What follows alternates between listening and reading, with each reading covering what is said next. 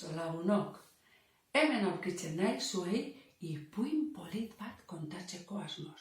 Badakizuet ipuin bat entzuteko zer egin behar den.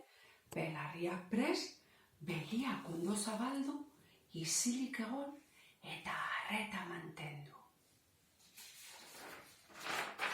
Izpiak jaurtitzen zituen munstroa.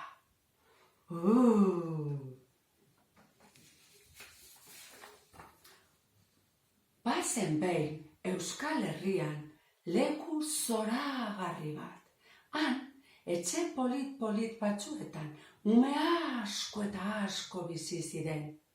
Herrian, zuhaitz altuak zeuden, eta zuhaitz adar ostotsuetan bere txioekin pio eguna posten zuten txorien kabiak zeuden.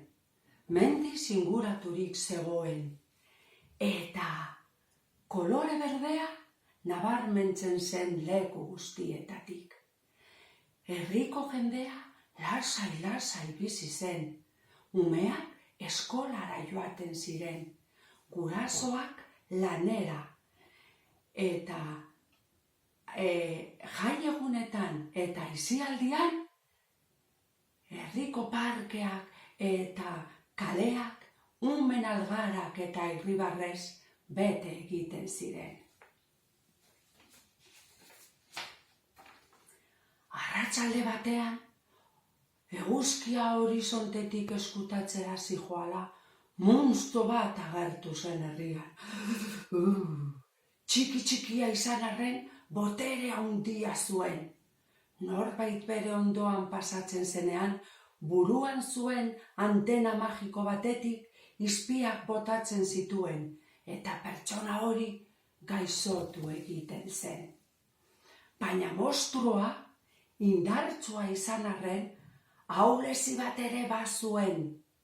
Egun asko antena magikoa erabili gabe igarotzen baziren, antena ahuldu egiten zen, eta ez zuen izpi gehiagorik botako.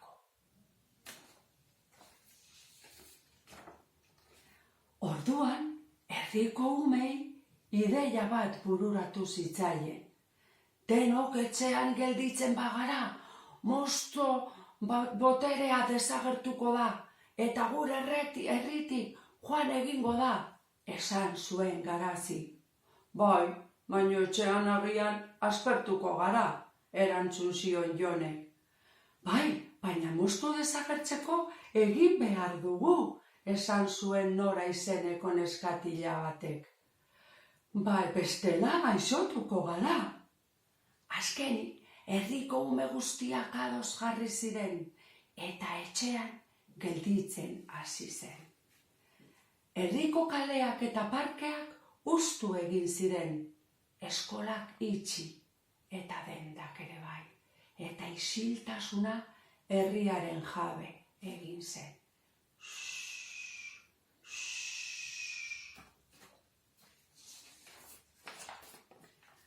Baina bapatean, zerbait harrigarria gertatu zen. Etxeak alaitasunez bete ziren. Aitak eta amak aurrekin jolasten zuten. Gauez, herriko jendea balkoietara ateratzen zen, eta bizilagunak agurtzen zituzten. Kaixo, gu ondo gaude, eta zuek. Musika entzuten hasi zen, eta txaloen zaratak herri osoan entzuten ziren ingurua alaituz. Gaua esen orain hain iluna. Gaua jada esen hain tristea. Igaro ziren egunak. Munstroa oso haserre zegoen, kalean inor ikusten ez zuelako.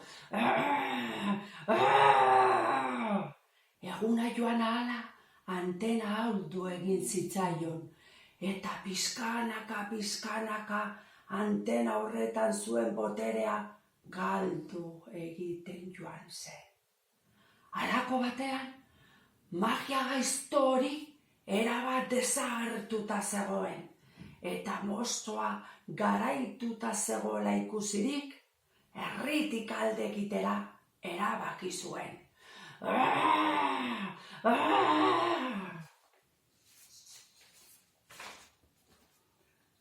herriko haurrak pozez oratzen zeuden. Lortu dugu, guztien artean musto gaizto hori irabaztea lortu dugu. Eta ez hori bakarrik, monstro iritsi aurretik, oso zoriontsua zirela konturatu ziren. Handik aurrera gehiago entzuten ziren haien artean, gehiago gozatuko ziren lagunekin jolarzean. Eta baita oso pozik hasiko ziren eskolara joaten berriz ere. Eta egia bazan, ala ez bazan, sar dadila kalabazan, eta atera dedila Legazpiko plazan.